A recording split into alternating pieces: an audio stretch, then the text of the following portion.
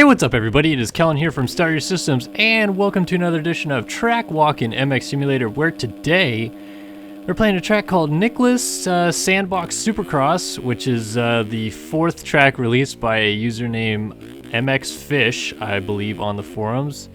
I would assume that his name is probably Nicholas, though. This is already being touted as the best visually appealing track the game has ever seen, and for good reason. And some people have even gone as far as saying it's the best track the game has ever seen, including the way it rides, along with the looks of it as well. There's already been a screenshot of the week contest on this track. I'm sure we're going to see a ton of new video edits or something like that on this track. And yeah, it's very interesting. What this guy does basically is he lays out / designs a track legitimately in a sandbox in his backyard or wherever, somewhere.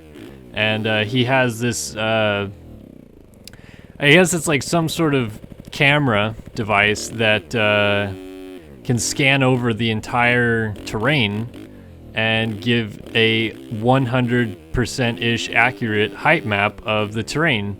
And I guess he then takes that height map after he's laid out the the sandbox track and laid the ruts out how he wants them to in the sandbox and the jumps and stuff like that. And then he takes that height map and puts it in the game as a terrain file, and edits it up a little bit to make it a little bit smoother, not as gnarly as I'm sure it probably is just fresh off of a image, and then slashes it together with some decals, which I think he also uses that camera or something of high resolution to take photos of the decals with. And voila, he has this as a final product. It's pretty insane how much, in-depth that there is about these tracks that he's done so far. I have played his first Niklas Sandbox track, but it was really, really rough and really challenging, and I don't know, I didn't really feel like doing it for a track walk. And then he asked me to do a track walk on the second one, and I just said no because he was selling it, and that's fine if he wants to sell it. But the whole point I want to do with these track walk videos is show everybody the kind of cool free stuff that's available for download in this game.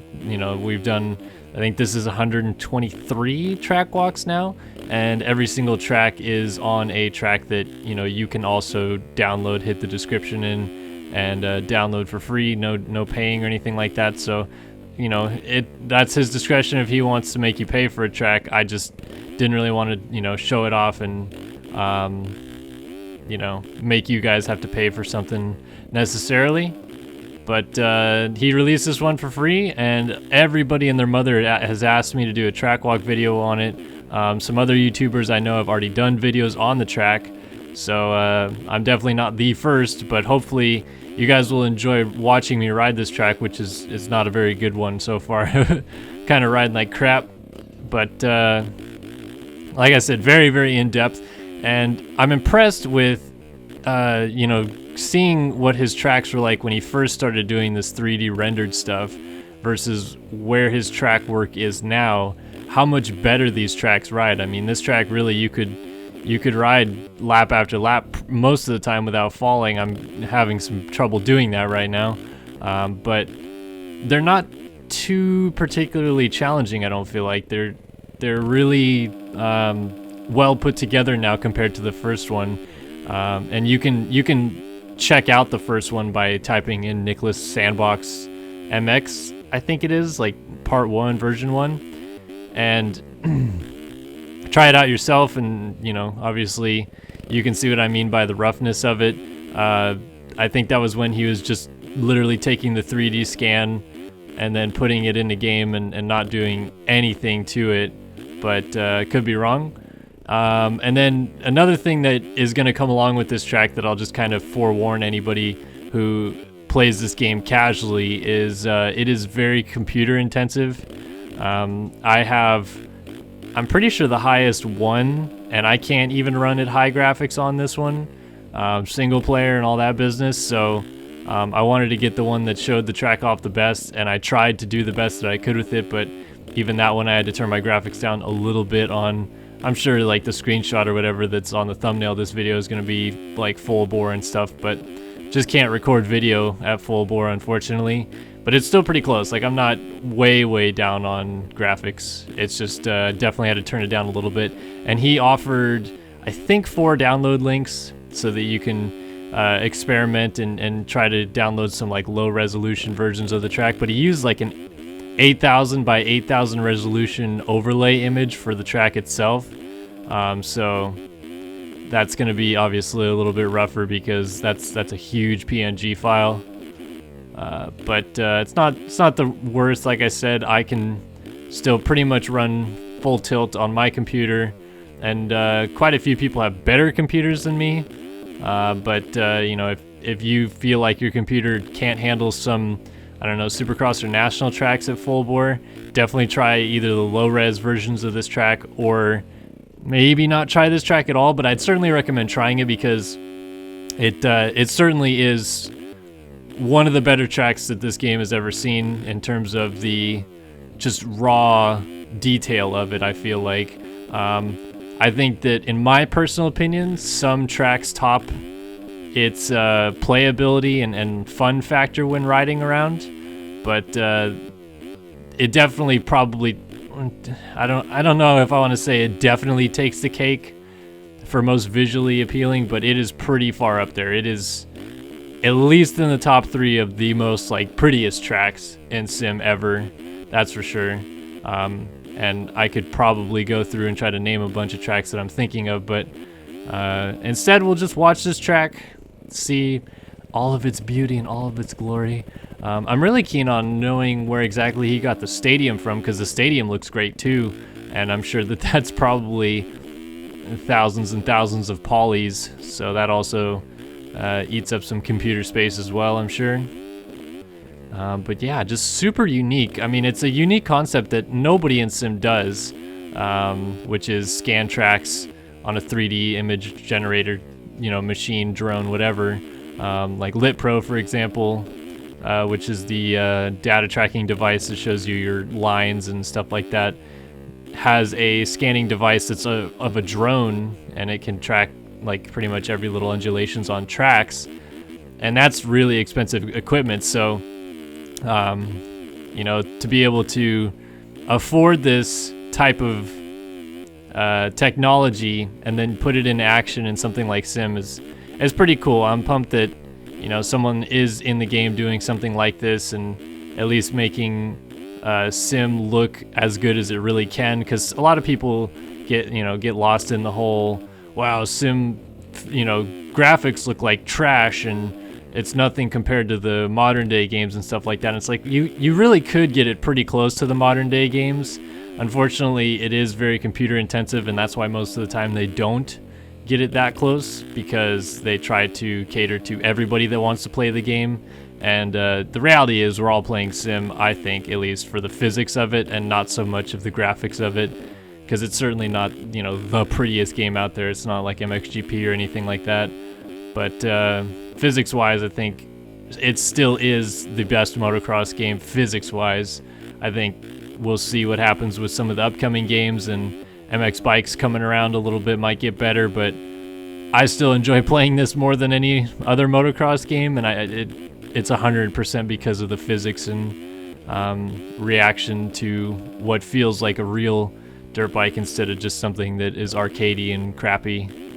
So, but this is, I mean, like I said, this is an idea of how gnarly you can get with the graphics. You can have really detailed PNG images on the track, and while you can't necessarily do like online terrain deformation on a track like this, someone can already go in and, you know, like this guy did, make the track challenging and rough and rutted before you even play it, which is what, you know, games of this era were doing. Like, this game came out in officially 2008, but was really kind of baited through 2007, and a lot of people that bought the game in 2007 are the ones with the low UIDs now.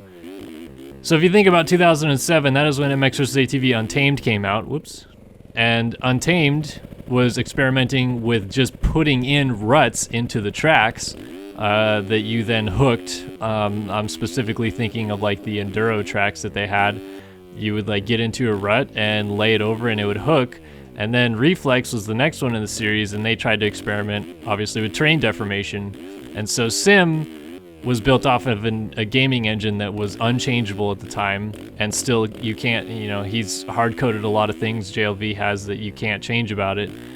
And he's kind of stuck with you can't really run the online terrain deformation. He said that everybody's computers are turning into supercomputers, and online terrain deformation may be coming sooner than we think, but it's still going to be really tough on computers that aren't, I mean, I don't want to put a number on it, but I'm sure that, unless you spent thousands and thousands of dollars on your computer, you will not be able to play online terrain deformation because it just eats up that much of your computer, trying to make that many data changes with that many people on the track at the same time.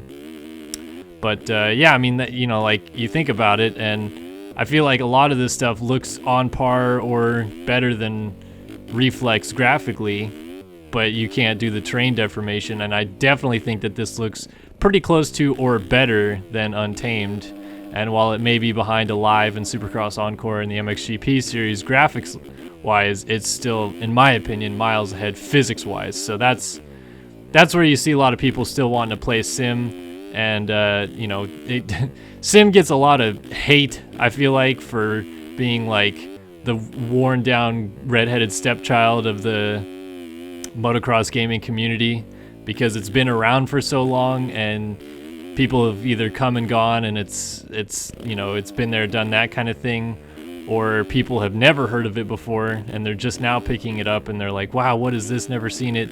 And I think it might stay that way for a couple more years for sure before something else better, different, whatever comes along that takes the cake on it, which could be an MX Bikes. It could be an update to this game. I always see JLV doing some rumblings on more updates to this game, and I don't know if that means that he's working on just a complete physics overhaul or putting a new terrain rendering engine in or something like that. I have no idea what his plans are, but we all try to guess, and we think that he's not going to just completely let it go. For those of you that don't know anything about JLV, from what we can gather, he's very, very secretive about who he is. Never, his name is Josh Vanderhoof, but he never tells you what races he's going to go to in real life. Nobody in Sim has ever seen him. He's kind of an anomaly.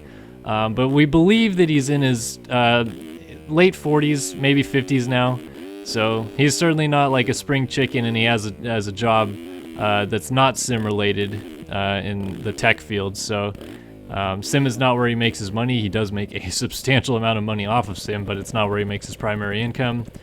And it's definitely not something that he's gonna, work hard to rebuild right now. In the future, will he rebuild it? Maybe, but right now, not a priority for him. That's for sure, and that's understandable because it's not. He's not a gaming builder. He just happened to build a really niche game that a lot of people enjoy, and he made good money off of it, and good for him. But I'm not gonna hold my breath over MX Simulator 2 coming out anytime soon. If it does, sweet. If it doesn't, I'm happy. MX Simulator was awesome, But yeah, this is what you can do. I mean, this is pretty close to the limit, if you will, of how gnarly you can get with Sim, with how much different terrain undulations you can have on one track. I noticed that you can kind of see when I'm riding around, it seems a little like hazy. I'd imagine that's all statue files that are just like floating objects that are their opacity is turned quite a bit down, and it's supposed to give you like a mist/fog effect, but I could be wrong. I'm just shooting, what I think here. Oh man, I keep completely messing up that quad. But yeah, I would definitely recommend trying this track out. I mean, if you are watching this video right now and you're going, holy crap, this looks amazing, I want to play this. My only warning is it is computer intensive. So any of you with, junk computers or whatever you want to call them out there, just be warned. Everybody with computers that are as good or better than mine in some sense, probably going to be fine. You can probably play this online, to be honest. I would care to venture that more than about 20 people online, this is going to be a lag fest, but it's certainly a cool track and a cool experience, and cool of MX Fish to you know, take the time to give us a free release on the forums. That's pretty cool of them. So yeah, Niklas Sandbox Supercross track, downloaded in the description below if you like. And then if you guys like this video, you can also hit the like button, subscribe to the channel, hit us up with your comments, questions, or concerns. We'll be happy to answer anything that you guys throw our way. But for Kellen here on Start Your Systems, thanks for tuning in to another edition of Track Walk and MX Simulator, Niklas Sandbox Supercross, and we'll see you guys in the next one.